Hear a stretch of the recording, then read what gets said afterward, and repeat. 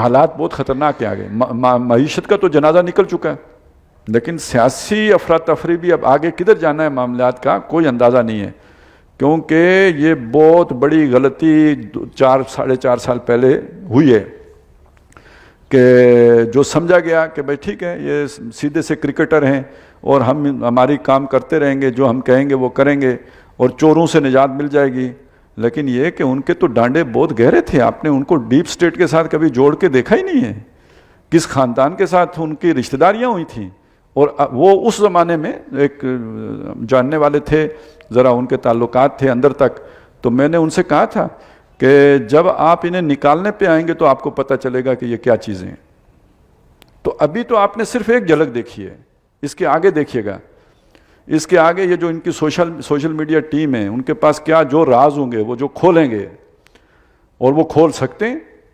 خان صاحب نے تو ساری ان کی جو اپنی طریقہ تھا اپنی جماعت کو منظم رکھنے کا وہ تھا ہی کہ سب کی ویڈیوز ان کے پاس ہوتی تھیں, آگے سوشل میڈیا ٹیم ہے, تو باقی مانو گے تو چلو گے, تو نہیں مانو گے تو پھر ویڈیو آ جائے گی.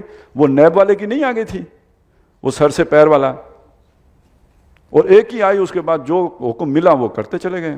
باقی کیا کچھ ہوگا, ایٹم بم تو پیچھے ہوں گے نا. اور یہ سارا وہ جو ایک وہ چلی گئی جو خاتون لاہور سے باہر, تو وہ نیٹ ورک جو سارا تھا وہ کیا کرتا تھا, وہ یہی کام بلیک میلنگ, ویڈیو بنائیں جمع کریں, آگے نیٹ ورکنگ آپ کی ہے, ان کو آپ نے پھیلانا ہے.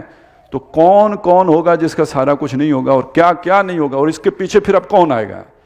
ایک بات سمجھ لیجئے کہ جو بھی ہمارے دشمن ہیں ان کی نظروں میں جو چیزیں کھٹکیں گی, اب جو کھٹکیں گی, ہم سے جو کچھ وہ چھین چکے تو وہ تو چھین چکے, کشمیر لے چکے, افغانستان سے یو ٹرن کروا چکے, نظریہ پاکستان کا جو ہے وہ ایک طرح سے وہ بالاتر طبقات میں تو یو ٹرن ہو چکا. جو باقی کیا رہ گیا ہے, ایک فوج رہ گئی ہے, ایٹم بم رہ گیا ہے, اور کیا رہ گیا ہمارے پاس, یا آئین میں سے وہ کچھ شکیں وغیرہ نکالنے کا کام باقی رہ گیا ہے. یہ جو توہین رسالت والی شک نکال دو, قادیانیوں والی نکال دو, اسی کے پریشر ہیں, باقی یہ چیزیں رہ گئی ہیں. وہ بھی جو صدارتی نظام کا چکر چلا تھا اس کے اندر آئین کا بھی تیا پانچا ہو جانا تھا, یہ بھی سارا کچھ ایک ہی وار میں نکل جانا تھا. تو اگلا ہدف آپ کا کیا ہے؟ اگر آپ کے یہ معاشی حالات یہی رہتے ہیں تو آخر کار ایک وقت آئے گا کہ معیشت بچانے کے لیے آپ کہیں گے کہ ہمارے پاس جو ایسٹس ہیں پھر دے دیتے ہیں. لیبیا نے نہیں دیے, ایرانیوں نے نہیں دے دیے, جہازوں میں بھر کے دے دیا. تو یہ ہو سکتا ہے, یہ جو جس ریئلسٹک اپروچ کے ساتھ ہم چل رہے ہیں, زمینی حقائق کو دیکھ کر جو ہم چل رہے ہیں, تو زمینی حقائق تو آخر کار ہمیں یہاں پہ لے کے جائیں گے. اور اگلی بات, اور کیا پاکستان کو جوڑ کے کس شے نے رکھا ہوا ہے؟ نظریہ تو کوئی ہے نہیں, فوج کی طاقت ہے, فوج نے جوڑ کے رکھا ہوا ہے. تو کیا فوج ہدف نہیں ہوگا؟ اور ہے. اور میں آپ کو سچی بات بتاؤں, یعنی اپنا اندازہ یہ تھا کہ یہ خان صاحب سے جو بھی ہو رہا ہے نا, اس کا ایک ریئیکشن وہ ہر جماعت میں پیدا ہوگا. وہ نون لیگ میں بھی پیدا ہوگا, پیپلز پارٹی میں بھی پیدا ہوگا, مولانا فضل الرحمان میں بھی پیدا ہوگا, اور اس کے نتیجے میں یہ جماعتیں اٹھیں گی اور پھر ویسٹ اپنا لوچ تلے گا. یعنی یہ اینٹی اسٹیبلشمنٹ بن کے اٹھیں گی اور ویسٹ اپنا لوچ تلے گا. ابھی ایک مطلب یہ اچھی خوشکن بات ہو گئی, یہ ساری متحد ہو کے ایک پیج پہ آ گئی ہیں, اور وہ جو پہلے ایسڈ تھے اب انہوں نے بیک فائر کرنا شروع کر دیا ہے.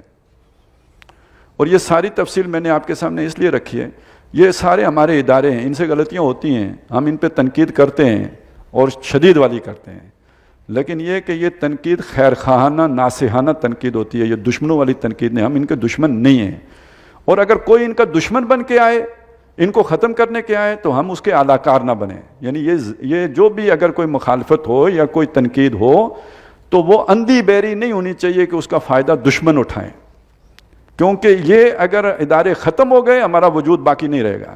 لیکن یہ غلطی کریں, انہیں نہیں ٹوکیں گے تو بھی یہ کل نقصان اٹھائیں گے تو بھی ہمارا نقصان ہے. غلطی پہ ٹوکنا چاہیے, بالکل کہنا چاہیے. تو باقی یہ ہے کہ اس وقت ملک کے لیے دواؤں کی بھی ضرورت ہے, اور آگے جن چیزوں پر خاص طور پہ احتیاط کی ضرورت ہے, یہ افواہ سازی, فیک نیوز, پراپیگنڈا اور لوگوں کی ویڈیو شیڈیو. یہ میرا خیال ہے تو اب تھوڑا بے شرمی ہو جانا چاہیے کہ بھائی سب کو بتائیں کہ یار ویڈیو سے نہیں ڈرنا, ہم آپ کو کچھ نہیں کہیں گے, ہمیں لوگ آپ کی ویڈیو دکھا دیں تو کوئی پرواہ نہیں.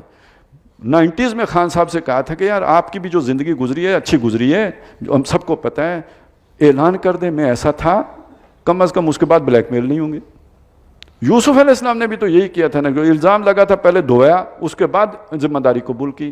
تو یہ کچھ چیزیں ہیں، ان کو اب ذہن میں رکھیں کہ اب بہت بڑا حملہ آئے گا اور فوج پر آئے گا، اور یہ آئے گا باہر سے آئے گا، اور استعمال ہمارے اپنے لوگ، جو بھی ری ایکشن میں بندہ ہوتا ہے نا وہ استعمال ہو جاتا ہے۔ یہ جو خودکش تھے ان کو کیا تھا، وہ کیوں استعمال ہو جاتے تھے؟ وہ بھی ری ایکشن میں تھے۔ کسی کا باپ مر جائے، کسی کے گھر آ کے گولہ پھٹے وہ بچ جائے، باقی اس کے بہن بھائی سارے مر جائیں، اس کو استعمال کرنا مشکل ہے، صرف فیسیلیٹیٹ ہی کرنا ہے آپ نے، اس کے اندر رد عمل تو پورا موجود ہے۔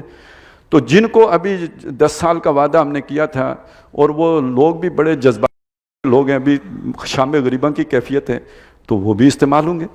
اور لیکن اس سے بھی بڑھ کر وہ جو ان کا نیٹ ورک ہے، دیکھیں انہوں نے کسی اور بندے پہ ہاتھ نہیں ڈالا۔ ایک وہ ارسلان خالد ہے کہ کون ہے جس پہ ہاتھ ڈالا ہے، یہ کون بندہ ہے؟ یہ جو میڈیا ٹیم ساری لے کے چل رہا تھا، اور وہ اس کے پاس کیا کچھ ہے، وہ اب یہ تو شاید گرفتار ہو گیا ہے، تو اس میں دعا کرنے کی ضرورت ہے اور تھوڑا ہوشیار رہنے کی بھی ضرورت ہے۔ لیکن ہمیں اصل استحکام نہ ادارے دے سکتے ہیں، نہ ہمارا ایٹم بم دے سکتا ہے، نہ ہماری ٹیکنالوجی میزائل ٹیکنالوجی دے سکتی ہے۔ اصل استحکام تو ہمیں نظریہ دے سکتے ہیں، یہ سمجھنے کی ضرورت۔ ایک ہے بقا، بچے رہیں، وہ ایک اور چیز ہے۔ ایک ہے دنیا میں ایک معزز قوم کی طرح، ایک مستحکم قوم کی طرح، ایک کنسالیڈیٹڈ اسٹیٹ کی طرح ہم ایکٹ کر سکیں، وہ بغیر اسلام کے نہیں ہو سکتا۔ یہ ہے پکار، اور یہ پکار ہم سب کے لیے ہے کہ ہم جہاں پہ اس جو میں نے پہلی باتیں کی اس پر محتاط رہیں، لیکن اپنی زندگی جس مشن کے لیے لگائیں وہ اسلام کے غلبے کا مشن ہونی چاہیے۔ استجیبوا للہ وللرسول اذا دعاکم لما یحییکم، وگرنہ جو طوفان ہندوستان سے اٹھ رہا ہے، یہ جو ہندوتوا کا، یہ صرف ہندوستان تک محدود نہیں رہے گا، یہ اس پورے خطے کو اپنی لپیٹ میں لے گا، پاکستان بھی اس کی لپیٹ میں آئے گا۔ اور ہم کمزور ہو چکے ہیں، ہماری اب وہ طاقت نہیں رہی ہے، ہماری جنگی طاقت اپنی جگہ پہ، معیشت اگر مضبوط نہیں ہوگی تو کتنا عرصہ آپ لڑیں گے؟ تو ان چیزوں کو ذہن میں رکھیں، اور یہ سب لوگوں کو بتائیں کہ بھئی اسلام ہی ہماری نجات کا ذریعہ ہے، اس کے بغیر ہم نہیں بچ سکتے۔